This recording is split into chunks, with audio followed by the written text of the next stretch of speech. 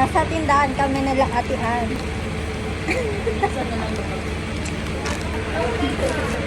Ang sarap.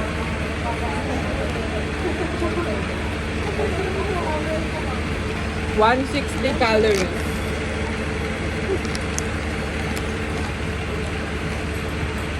Day 1.